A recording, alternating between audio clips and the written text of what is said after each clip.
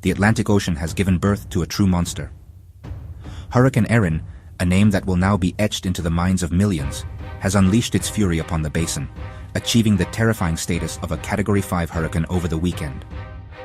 As of this Monday afternoon, August 19, 2025, Erin has slightly weakened to a still formidable Category 4 storm, but its immense power continues to churn the ocean waters just east of the U.S. coastline.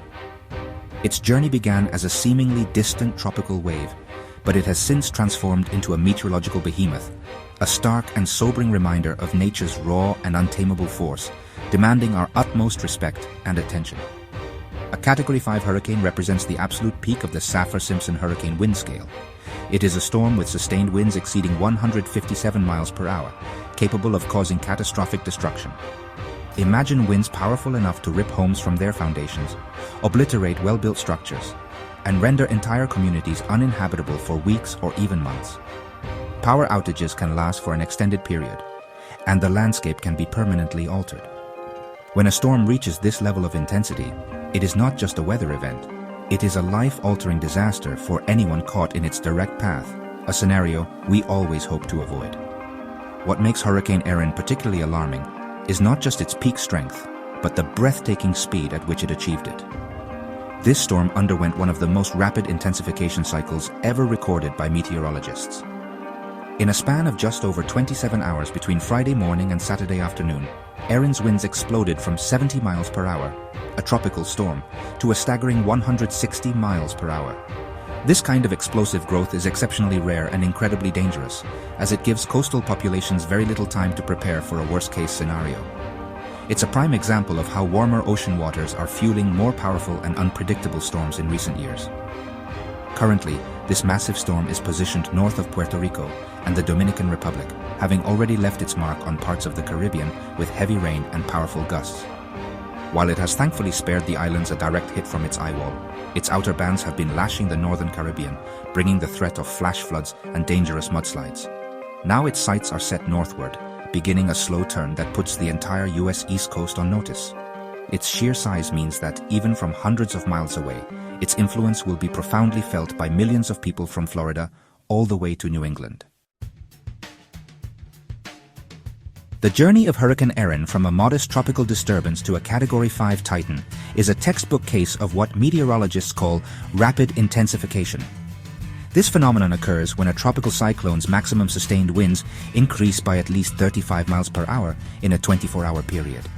Erin shattered this benchmark, nearly doubling its wind speed in that time frame. This explosive development was fueled by a perfect storm of atmospheric conditions. Media group, close-up of churning warm ocean water, dramatic low clouds and humid air before hurricane at stock at distribute _equally. Exceptionally warm sea surface temperatures, low vertical wind shear, and ample moisture. The ocean's heat acted like high-octane fuel, allowing the storm's engine to run at full throttle and build its terrifying structure with alarming efficiency. This trend of rapidly intensifying storms is becoming a disturbing hallmark of modern hurricane seasons.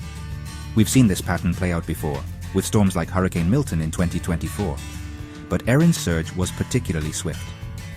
This is the fourth consecutive Atlantic hurricane season to feature at least one Category 5 storm, a clear signal that our climate is changing. The extremely warm waters, which AccuWeather experts flagged as a major concern for the 2025 season, provide the necessary energy for these systems to strengthen quickly. This new reality poses a significant challenge for forecasters and emergency managers, shrinking the critical window for issuing warnings and organizing evacuations. As of Monday afternoon, Erin is a Category 4 hurricane with sustained winds of 140 miles per hour, a slight but welcome decrease from its peak intensity. The storm is currently tracking northwestward, its eye located several hundred miles east of the U.S. coastline. However, its immense size means its impacts are felt far from the center. Tropical storm force winds extend outward up to 230 miles, while hurricane force winds reach up to 80 miles. This massive wind field is churning up the Atlantic, generating enormous waves that are propagating toward the shore, creating hazardous conditions for coastal communities long before the storm's closest approach. The forecast calls for Erin to continue its journey parallel to the coast before a predicted northeastward turn later this week, guided by an approaching jet stream. The eye of the storm is expected to pass between 150 and 300 miles east of North Carolina's Outer Banks, a path that keeps the most destructive core winds offshore. However, this is no reason for complacency. A slight wobble to the west could bring devastating hurricane-force winds ashore, and even on its current track, the storm is large and powerful enough to deliver a significant blow to the coast through other dangerous impacts that residents need to prepare for right now. Even from its offshore track, Hurricane Erin is sending a clear and dangerous message to the entire U.S. East Coast. The primary threat for most coastal areas from Florida to New England is the life-threatening surf and rip currents. The storm's powerful winds are generating immense ocean swells that are traveling thousands of miles. Waves of 10 to 20 feet are expected to pound shorelines, with the highest waves likely to hit North Carolina's Outer Banks and Cape Cod. These conditions are extremely dangerous for even the most experienced swimmers, and officials are urging everyone to stay out of the water completely. The power of these waves cannot be underestimated. In response to the growing threat, authorities are not taking any chances. A tropical storm watch is now in effect for coastal sections of North Carolina, from the Beaufort Inlet to Duck, signaling that tropical storm conditions are possible within the next 48 hours. More urgently, mandatory evacuation orders have been issued for vulnerable areas like Hatteras Island in North Carolina. These orders are put in place to protect lives, as storm surge and coastal flooding could cut off access to these barrier islands, making it impossible for emergency services to reach residents who stay behind. Heeding these warnings is absolutely critical for safety. For families living in or visiting these coastal regions, preparation is key. This means having a hurricane plan ready. Your plan should include an emergency supply kit with water, non-perishable food, batteries, flashlights, a first aid kit, and any necessary medications. Make sure your cell phones are fully charged and you have backup power sources. For those in evacuation zones, know your evacuation route and have a designated meeting place for your family. For travelers, it is crucial to check with your airline and hotel, as flights may be cancelled and accommodations may be closed. Your vacation can be rescheduled, but your safety is irreplaceable. Beyond the immediate coastline, Erin's outer rain bands could still brush coastal communities, bringing periods of heavy rain and gusty winds that could lead to localized flooding and scattered power outages. The most significant concern, however, remains the severe beach erosion and coastal flooding. The relentless pounding from massive waves, combined with elevated water levels from the storm's surge, will likely wash away large sections of beaches and dunes. This can damage or destroy coastal properties, roads, and infrastructure, leaving communities vulnerable to future storms long after Erin has passed. As Hurricane Erin continues its journey northward, the immediate focus remains on the U.S. East Coast. Over the next few days, the storm is expected to gradually weaken as it moves over the cooler waters of the North Atlantic. However, it will remain a large and dangerous hurricane for some time. After it passes the United States, its journey may not be over. Forecast models suggest that Erin could track towards southeastern Newfoundland in Canada, potentially bringing strong winds and heavy rain to that region by late Friday or Saturday.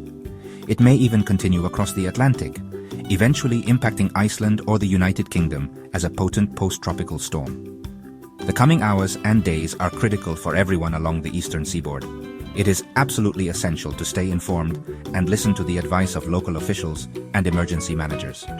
Conditions can change rapidly, and a slight deviation in the storm's track could drastically alter the forecast for your specific area.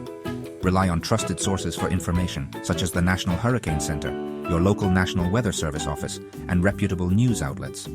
Have multiple ways to receive warnings, including weather apps on your phone, a NOAA weather radio, and local television and radio broadcasts.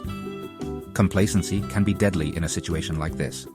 This event serves as a powerful reminder of why preparation is not just a suggestion, but a necessity. The rapid intensification of Hurricane Erin highlights the increasing volatility of our hurricane seasons. This is not the time to be caught off guard. Every family should have a disaster plan and a well-stocked emergency kit. Discuss your plan with every member of your household, so everyone knows what to do if an evacuation is ordered or if you need to shelter in place. Knowing your evacuation zone and route ahead of time can save precious minutes when it matters most. Your safety is in your hands. In summary, Hurricane Erin is a historic and dangerous storm that demands our full attention. While its core may remain offshore, Its immense size and power will create life-threatening conditions along the U.S. East Coast, primarily through dangerous surf, rip currents, and coastal flooding. The key takeaway is to remain vigilant, respect the power of the ocean, and follow official guidance without hesitation. As we track Erin's every move, our collective preparedness and caution will be our greatest defense against this formidable force of nature. Stay safe, everyone.